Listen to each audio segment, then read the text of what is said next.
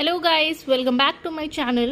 I'm here to tell you something about poem और I can say कि आज हम पोएम के बारे में जानेंगे. That is Dust of Snow, class 10th की पोएम है. So let's get started. The way a crow shook down on me, the dust of snow from a hemlock tree has given my heart a change of mood and saved some part of a day I had rued. तो यहाँ पे जो poet है that is Robert Frost ये कहना चाह रहा है.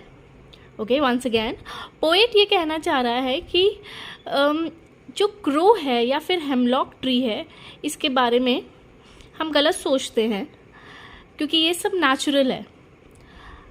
ये मैं इसलिए कह रही हूँ बिकॉज बहुत सारे ऐसे सोसाइटल ऐसे थॉट्स हैं कि क्रो या फिर हेमलॉक ट्री इन सबों को नेगेटिव माना जाता है.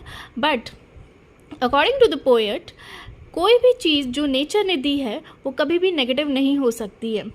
तो यहाँ पे ये होता है कि पोएट का मूड किसी वजह से ख़राब होता है और जब वो हेमलॉक ट्री के नीचे से गुज़र रहा होता है जिसके ऊपर क्रो बैठा होता है तो उसके कंधे पर बर्फ़ के कुछ पार्टिकल्स गिरते हैं. वो बर्फ़ के पार्टिकल्स जो उसके पत्तों पे होंगे और जब क्रो हिला होगा तो उसके कंधे पे गिर जाते हैं और पोएट का मूड ऑटोमेटिकली अच्छा हो जाता है जो कि पहले से ख़राब था एंड वी डोंट नो कि क्यों ख़राब था और वो ऑटोमेटिकली अच्छा हो जाता है और जो उसका पार्ट ऑफ अ डे जो कुछ ख़राब था वो सही हो जाता है.